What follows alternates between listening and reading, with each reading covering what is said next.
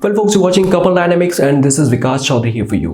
और आज की वीडियो में हम बात करेंगे पॉर्न और मैरिज के कनेक्शन के बारे में। इस वीडियो पर हम लोग लगातार कपल एजुकेशन और इमोशनल लिटरेसी और रिलेशनशिप सॉल्यूशंस की बात करते हैं। वैसे ही आज का जो सब्जेक्ट है वो है पॉर्न एंड मैरिज, और ये कपल एजुकेशन का बहुत ही अहम हिस्सा होने वाला है। ये एक पूरे यूनिट की तरह होने वाला है। इनफैक्ट ये हम सब के लिए जानना इसलिए ज़रूरी है क्योंकि पॉर्न आज की तारीख में एक बहुत ही यूजुअल स्टफ है। It's very easily accessible in the pockets of people, अभी हमसे कुछ ही क्लिक्स दूर है, और ये जो चीज़ें हैं ये लगभग हम सब ने एक्सपीरियंस की हुई है। अब ये अगर आप एक शादीशुदा व्यक्ति हैं तो पॉर्न आपकी मैरिज को डिस्ट्रॉय करता है या ये उसको बेहतर बनाता है। दूसरा, अगर आप एक पॉर्न एडिक्टेड व्यक्ति हैं या पॉर्नोग्राफी जो है आपकी ज़िंदगी का एक रेगुलर हिस्सा है, तो ये कितना सही है या कितना गलत है। तीसरी चीज़, अगर आप अपने स्पाउस के साथ बैठकर पॉर्नोग्राफी एंजॉय करना पसंद करते हैं तो ये आपके सेक्सुअल एक्सपीरियंस को कितना एलिवेट करता है या कितना डिग्रेड करता है। और ऐसे ही पॉर्न और मैरिज से जुड़े हुए कई सारे सवालों के जवाब आपको आज की वीडियो में मिलने वाले हैं। एक और ज़रूरी बात ये कि हम ह्यूमन साइकोलॉजी और ह्यूमन बिहेवियर को पढ़कर या उसको समझकर आज की जो बातें हैं वो आज आपके साथ शेयर कर रहे हैं। इसमें ऐसा बिल्कुल भी नहीं है कि मैं बस अपना पॉइंट ऑफ व्यू बता रहा हूँ, पर जो बातें बता रहा हूँ ये कहीं ना कहीं साइंटिफिकली प्रूवन भी है। तो ये समझना हम सबके लिए बहुत ही इंपॉर्टेंट हो सकता है। देखिए, हम लोगों के लिए पॉर्न को एक्सेस करना, जैसा कि मैंने कहा, आज की तारीख में बिल्कुल भी टफ नहीं है। हम लोगों ने पॉर्न देखा होता है। वैसे में पॉर्न असल में करता क्या है, वो हमको हेल्प करता है बेहतर स्टिमुलेशन में, वो हमको सेक्सुअली एक्साइटेड करने में मदद करता है। जब हम पॉर्न को रेगुलरली देख रहे होते हैं या फिर हम कभी कभार भी अगर उस चीज़ को देख रहे होते हैं तो एक जैसा पॉर्न देखकर हम बहुत जल्दी बोर हो जाते हैं, या फिर वो हमारे हमारे ब्रेन को उतना ज़्यादा स्टिमुलेट नहीं करता है। एक और चीज़ हमको समझनी चाहिए कि जो भी चीज़ हमारे ब्रेन को हम लगातार देते रहते हैं वहाँ सेचुरेशन पॉइंट आता रहता है। जैसे आप एक नॉर्मल पॉर्न देख रहे हैं तो एक समय बाद माइंड सैचुरेट हो जाता है, वो उतना ज़्यादा एक्साइटेड नहीं होता, और तब हम क्या करते हैं, we go for the variety. और जब वैरायटी की बात करते हैं तो अब हम मिल्फ वाला पॉर्न देखना चाहते हैं। जब हमको वो भी बोर कर देता है तो हम टीन्स वाला देखना चाहते हैं। हम लोग थ्रीसम वाला या ग्रुप सेक्स देखना चाहते हैं। हम देखना चाहते हैं सेक्स ऑन द बीच। हम लोग देखना चाहते हैं कि ओपन में सेक्स कैसे होता है या वो कितना एक्साइटिंग हो सकता है। हम अलग अलग पोजीशंस में सेक्स देखना चाहते हैं। हम लोग बहुत ही जेंटल वे में भी सेक्स देखना चाहते हैं, और हम लोग चाहते हैं कि हम लोग इसे बहुत ही वाइल्ड तरीके से होता हुआ भी देखें।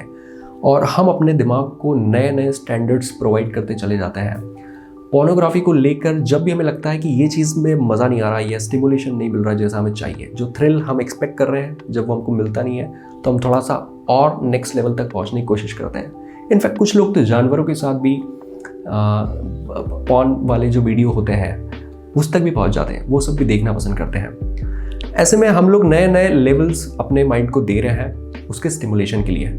इसका मतलब ये है कि हम अपने माइंड की एक्सपेक्टेशन कुछ ऐसी सेट कर रहे हैं जो कहीं ना कहीं रियल लाइफ में पॉसिबल नहीं होती है। अब आप देखिए कि मान लीजिए आप एक शादीशुदा इंसान है, आपके जो स्पाउस है वो बहुत ही खूबसूरत या बहुत ही अट्रैक्टिव व्यक्ति है। ऐसे में उस व्यक्ति के साथ जाहिर है कि आपका जो सेक्सुअल रिलेशनशिप है वो होता है, और वो फ्रिक्वेंटली होता है।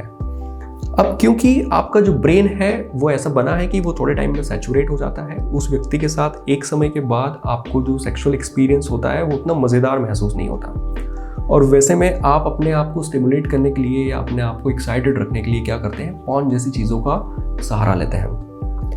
अब जब असल ज़िंदगी में तो आपके पास एक ही व्यक्ति है जिसके साथ आपको सेक्सुअल इंटरकोर्स करना होता है, बट आपके इमेजिनरी वर्ल्ड में या वर्चुअल वर्ल्ड में आपके पास ह्यूज वैरायटी अवेलेबल है, जहाँ आप जिस तरह का सेक्स चाहें, जिस तरह का इमेजिनेशन या जिस तरह की चीज़ों को आप देखना चाहें वो आप देख सकते हैं, और आप अपने ब्रेन को स्टिमुलेट कर सकते हैं।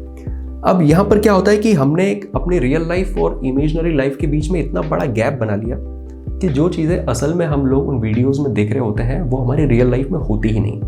और यही एक वजह है कि वो व्यक्ति जो बहुत खूबसूरत और बहुत अट्रैक्टिव है, अब वो आपके सामने भी है बट वो आपको स्टिमुलेट नहीं कर पाता। क्यों? क्योंकि वो हर समय उस तरह से बदल नहीं सकता जिस तरह से पॉर्न के दौरान आपकी चॉइसेस बदलती रहती है। This moment you want to see a big breast and the next moment you want to see big bums, right, big cocks and all this stuff. और ये सिर्फ एक क्लिक पर हो जाता है। पर एक क्लिक पर हम अपने पार्टनर को कैसे बदल दें?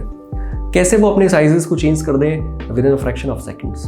और ये चीज़ें नहीं होने से जो असल एक्सपीरियंस उस व्यक्ति के साथ आपका जो सेक्सुअल एक्सपीरियंस होता है वो उतना मज़ेदार नहीं होता, और धीरे धीरे धीरे धीरे आपका जो सेटिस्फेक्शन का जो लेवल है वो डिग्रेड होने लगता है। आपका जो सेक्सुअल सेटिस्फेक्शन है वो ख़त्म सा होने लगता है।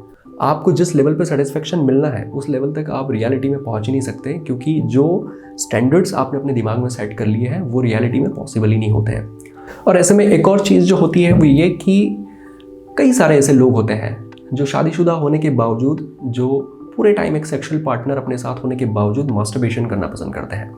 और इसकी रीज़न सिर्फ एक है कि उस व्यक्ति के साथ सेक्स जो है वो इतना मोनोटोनस हो चुका है, या वहाँ पर जो आपकी एक्सपेक्टेशन या जो आप चाहते हैं वो सब मिल ही नहीं पाता। इस वजह से मास्टरबेशन एक ऐसा तरीका है जहाँ पर आप अपने इमेजिनरी वर्ल्ड में पहुँचते हैं। आप अपने आप को उस तरह से इमेजिन करते हैं जो आपको थ्रिल देता है। आप with in a fraction of second switch करते हैं अपने उस विजुअल्स को, और आप इस तरह की चीज़ें करके मास्टरबेट करते हैं, और जो सेटिस्फेक्शन आपको मिलता है वो लाजवाब होता है। But it is just about self gratification. आप खुद को आनंदित कर रहे हैं, आप खुद को प्लीज़ कर रहे हैं, आप उस टेम्परेरी मज़े को ले तो ले रहे हैं, बट आपकी जो असल ज़िंदगी है उसकी जो सेक्सुअल एक्सपीरियंस है वो डिग्रेड होती जा रही है। वही चीज़ आपके लिए दुश्मन साबित होती जा रही है। और ये बात हमें भूलना नहीं चाहिए कि जो असल लाइफ है वो हमारे लिए ज़्यादा मैटर करती है। सोचिए कि शादी के 2, 3, 4, 5 साल में ही अगर आप सैचुरेशन पे पहुंच जाएंगे कि आपको अपना पार्टनर अट्रैक्टिव ही ना लगे, उसके साथ आपको वो मज़ा आए ही ना। इनफैक्ट कई सारे लोग ये भी करते हैं कि जब वो अपने स्पाउस के साथ उस इंटरकोर्स के दौरान होते हैं तो वो किसी और व्यक्ति को इमेजिन कर रहे होते हैं, और आमतौर पर वो व्यक्ति वो होता है जिसे वो पॉर्न में देख चुका होता है। वो उस तरह के साइजेस या उस तरह के फीचर्स को अपने इमेजिनेशन में देख रहा होता है और अपने आप को स्टिमुलेट रखने की कोशिश कर रहा होता है। थोड़ा सोच कर देखिए कि आपका पार्टनर आपके साथ सेक्सुअल इंटरकोर्स में है बट वो किसी और को इमेजिन कर रहा है, आपका सेल्फ वर्थ क्या बचेगा? आपको कैसा महसूस होगा? पर ऐसा वो कभी कहेगा नहीं, पर यकीनन अगर वो पोर्नोग्राफी देखना पसंद करता है तो वो ये करता ही होगा। और अगर आप दोनों मिलकर पोर्नोग्राफी देख रहे हैं तो आप अपनी शादी को डिस्ट्रॉय कर रहे हैं। अगर आपका पार्टनर जो है वो पोर्नोग्राफी एडिक्टेड है तो ये आपके लिए एक चिंता की बात होनी चाहिए। पोर्नोग्राफी जो है वो आपके स्पाउस के सेल्फ वर्थ के लिए बहुत ही डेंजर है। पोर्नोग्राफी जो है वो एक रीज़न है डाइवोर्स केसेस का बढ़ने की, because people do not fulfil the rights of their spouse. वो अधिकार जो आपके स्पाउस को मिलने चाहिए वो हम दे ही नहीं पाते हैं। क्यों? क्योंकि हमारा जो स्पाउस है वो हमको सेटिस्फेक्शन दे ही नहीं पाता, वो उतना वैसा बन ही नहीं पाता जैसा हम लोग सोचा करते हैं। इसका एक और उदाहरण ये भी हो सकता है कि मान लीजिए आप किसी आउटलेट पर अपने लिए अपने फेवरेट शूज़ का पेयर खरीदने गए और वो शूज़ का जो पेयर है वो 5,000 रुपये का है, पर अभी किसी ऑफर के दौरान वो आपको 3,000 रुपये में मिल रहा है। अब 3,000 रुपये की माइंडसेट आप लेकर उस आउटलेट पर पहुँचे, वहाँ जाकर आपको पता लगा कि वो शूज़ तो कल ही आना बंद हो गया, या कह दें कि कल ही वो ऑफर उस शूज़ पर ख़त्म हो गया। अब वो शूज़ वापस से 5,000 में ही मिल रहा है। अब आप देखिए कि जिस प्रोडक्ट की एक्चुअल वर्थ 5,000 ही है, अब आपका माइंड कंसीव ही नहीं करेगा कि उसे 5,000 में मैं खरीद लूँ। क्यों? क्योंकि आपके माइंड का जो स्टैंडर्ड है या जो एक्सपेक्टेशन है वो कहीं और सेट हो चुका है। वो सेट हो चुका है 3,000 पर। अब उसको वो शूज़ 3,000 में आएगा तभी पसंद आएगा। और मानिए कि आप वहाँ से निकले और किसी और आउटलेट पर वही शूज़ उसी ऑफर में मिल रहा है, इनफैक्ट वो 2,000 का मिल रहा है। तो अब वो शूज़ जो है आपको 2,000 में ही अच्छा लगेगा। अब 3,000 में भी उस शूज़ को खरीदना आपको महंगा लगेगा, राइट? अब अगर उस शूज़ को वापस 3,000 या 5,000 में खरीदना है तो आपके लिए पॉसिबल नहीं है, या फिर आप एक अच्छे मन से शायद नहीं खरीद पाएंगे, आप सेटिस्फाइड नहीं फील करेंगे। ठीक है, वैसे ये होता है कि जब आप अपने माइंड में कोई एक्सपेक्टेशन सेट कर चुके होते हैं कि ग्रुप में सेक्स करना है, या ऐसे व्यक्ति के साथ सेक्स करना है, वैसे व्यक्ति के साथ सेक्स करना है, और जब वो चीज़ें रियल लाइफ में हो नहीं पाती तो आपकी एक्सपेक्टेशन तो एक अलग लेवल पर सेट है, और रियलिटी में जो चीज़ आपको मिल रही है आप उससे सेटिस्फाई हो नहीं पाते।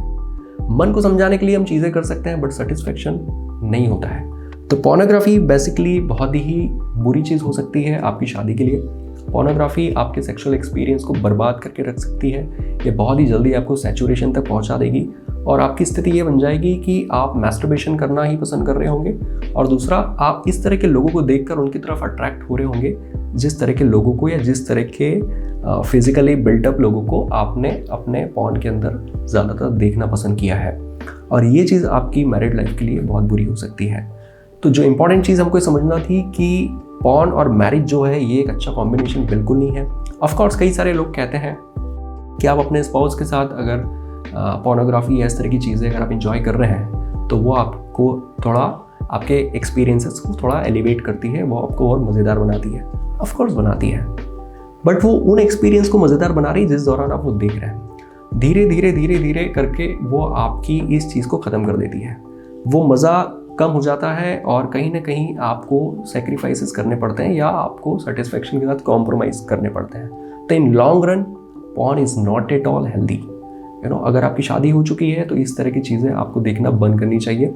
अगर आपका पार्टनर इस तरह की चीज़ें देखना पसंद करता है तो आपको उसे भी इस चीज़ से रोकना चाहिए। तो ये वो इम्पॉर्टेंट चीज़ है जो आप कर सकते हैं। और एक सजेशन जो मैं आपको देना चाहूँगा, be the best to your spouse. Relationship में सिलेक्टिव फ्रीडम नहीं मिलती। रिलेशनशिप में आप ये नहीं सोच सकते कि अगर मुझे कोई चीज़ पसंद है या मुझे कोई चीज़ चाहिए तो मैं क्यों नहीं कर सकता। आप दुनिया भर में सारी चीज़ें कर सकते हैं, बट रिलेशनशिप में बहुत सारी रिस्पॉन्सिबिलिटीज़ होती है। अगर ये एक चीज़ आप दोनों के सेक्सुअल एक्सपीरियंस को बर्बाद करती है तो आपको इस चीज़ को बंद कर देना चाहिए। That's all about today. Thank you so much. और एक और चीज़, अगर आपको ये वीडियो अच्छा लगा तो आप इसको लाइक करना ना भूलिए। और अगर आप चाहते हैं कि मैस्टरबेशन के ऊपर, जैसे कि संदीप माहेश्वरी ने कुछ कह रखा है, सदगुरु ने कुछ कह रखा है, विवेक बिंद्रा ने कुछ कह रखा है, और हज़ारों लाखों लोगों को ये एक मैसेज दे देते हैं कि वो चीज़ अच्छी है या बुरी है, तो मैस्टरबेशन के बारे में कई ऐसे लोग हैं जो अभी भी अवेयर ही नहीं है कि वो चीज़ कितनी सही है या कितनी गलत है, या क्या वो हर व्यक्ति के लिए एक जैसा करना ठीक होता है या हर व्यक्ति की नीड अलग होती है। इन चीज़ों के बारे में बहुत दिक्कतें हैं। मैं चाहता हूँ कि इसके ऊपर एक पूरा यूनिट लेकर आएँ। मैं चाहता हूँ कि इस पर एक एजुकेशनल वीडियो बने जो मैस्टरबेशन की कंप्लीट जो इन्फॉर्मेशन है वो आपको दे सके। पर वो तभी पॉसिबल होगा जब इस वीडियो पर 1000, 2000, 3000 लाइक्स आएंगे। उसके पहले बिल्कुल नहीं बनाने वाले हैं। कोशिश कीजिए कि इस वीडियो को आप ज़्यादा से ज़्यादा प्यार दे सकें। और इस तरह की कोई भी चीज़ है या कोई सजेशन आपका हमारे लिए है तो आप हमारे कमेंट बॉक्स में लिख सकते हैं। That's all about today. Thank you so much.